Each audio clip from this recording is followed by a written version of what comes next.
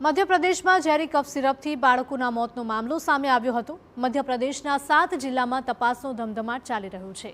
ભોપાલના દવા બજારમાં ડ્રગ્સ વિભાગ દ્વારા દરોડા પાડવામાં આવ્યા છે। ગુજરાતમાંથી સપ્લાય થયેલ દવાઓનો મોટો જથ્થો જપ્ત કરાયો છે। રિલાઇફ અને રેસ્પિફ્રેશ ટીઆર દવાને કરાઈ છે પ્રતિબંધિત। મધ્યપ્રદેશમાં તપાસ દરમિયાન બંને દવામાં ડીઈજીનું પ્રમાણ વધુ મળી આવ્યું છે। કિડની માટે ઘાતક મનાય છે ડાયક્લિન ગ્લાયકોલ। ડ્રગ્સ વિભાગ દ્વારા રેસ્પિફ્રેશ ટીઆરની 100 બોટલો જપ્ત કરાઈ છે, તો રાજ્યભરમાં પ્રતિબંધિત દવાઓની 767 બોટલો જપ્ત કરવામાં આવી। छिंदवाड़ाમાં માસૂમોના મોત બાદ સરકાર પણ હવે એક્શન મોડમાં આવી છે।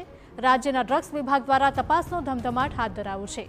દામોહ, અલીરાજપુર, ગ્વાલિયર અને દલિયામાં દવાઓની દુકાનમાં તપાસ હાથ ધરવામાં આવી, તો જબલપુર, ખરગોન, રતલામ, સિંગરોલી અને ભોપાલમાં પણ દરોડા પાડીને પ્રતિબંધિત દવાઓનો જથ્થો જપ્ત કરાયો છે। छिंदवाड़ा में एक के बाद एक बच्चों की मौत हो रही है। अब ड्रग डिपार्टमेंट भी जागा है और अब भोपाल सहित पूरे प्रदेश में कार्रवाई भी हो रही है। यहाँ पर आप देख रहे हैं तस्वीरों में, ये दवा बाजार है और जो 2 नई दवाएं हैं उसको भी एक तरह से उस पर प्रतिबंध लगाया गया है। छापेमार कार्रवाई चल रही है। यहाँ पर जो ड्रग इंस्पेक्टर हैं वो हमारे साथ हैं, उनसे बातचीत करते हैं। सर, क्या नाम है आपका? मेरा नाम केएल अग्रवाल है, मैं ड्रग्स इंस्पेक्टर हूँ यहाँ पे। बताइए, आपकी पूरी कार्रवाई आपकी क्या हो रही है? कितनी सिरप जब्त की है, कौन सी जब्त? जो अभी निर्देश निकले थे और कल जो एक दवाई अमानक को इस तरह की घोषित की गई है, तो उसी के अंदर हम जांच कर रहे हैं और उस कंपनी की अगर दूसरे बैच की दवाई यहाँ पे मिली है तो एहतियात के तौर पे उसको भी हम लोगों ने अभी विक्रय करने से रोक दिया है और इसकी सैंपलिंग कर ली है। सैंपलिंग करके इसको लैब में भेजेंगे और इसका जाँच के हम आने तक इनको बोल दिया है कि इस दवाई का विक्रय ना करें। अभी आप लोगों ने क्या मानक तय किया है, किस पर क्या चीज़ें गाइडलाइन आप देख रहे हैं, उसके हिसाब से आप इसको एक तरह से जब्त कर रहे हैं? नहीं, जब्त की अभी गाइडलाइन तो यही है कि अगर इस कंपनी का एक माल अगर अमानक हुआ है तो एहतियात के तौर पे दूसरी दवाइयों को भी रोका जाए, दूसरी दवाइयों का भी वितरण रोका जाए ताकि कोई अप्रिय घटना ना हो।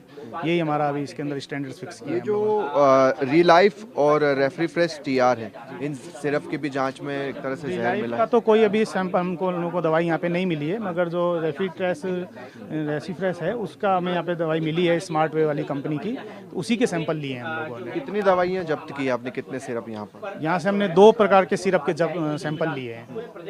कुछ दवाइयाँ भी जब्त की है आपने यहाँ से?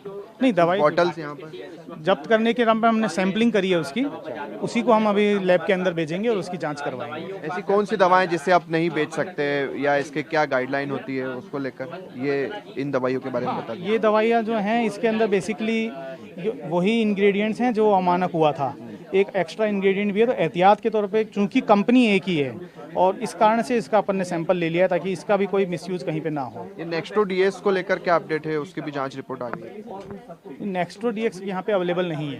हाँ, पूरे प्रदेश के बारे में भी बता दीजिए, एक ओवरऑल कितनी कार्रवाई हुई है, कहाँ कहाँ से जब्त? जब से कल से वो अमानक रिपोर्ट आई है तो समस्त जिलों के अंदर नियंत्रक महोदय के द्वारा निर्देश दिए गए थे कि जिस प्रकार से यहाँ भोपाल में कार्रवाई हो रही है उसी प्रकार से सब जगह पे अगर इस प्रकार की कोई दवाई मिलती है तो उस पर तुरंत कार्रवाई की जाए। अगर सेम बैच है तो उसको जब्त किया जाए और अगर कोई अन्य उस कंपनी का कोई अन्य उत्पाद है तो उसको भी रोका जाए, उसकी सैंपलिंग की जाए। जितनी ज़्यादा से ज़्यादा कार्रवाई त्वरित गति से हो सकती है उसको किया जाए। और सभी जिलों के अंदर कल 4 बजे से ही, शाम के 4 बजे से ही अभी तक आज भी कार्रवाई चल रही है और कल भी बहुत जगह सारे जिलों के अंदर कार्रवाई हुई है।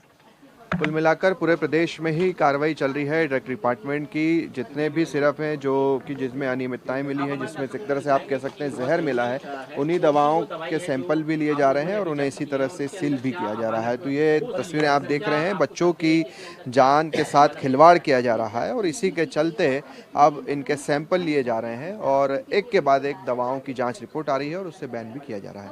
कैमरा पर्सन मुकेश के साथ शुभम गुप्ता, TV9 भारतवर्ष, भोपाल।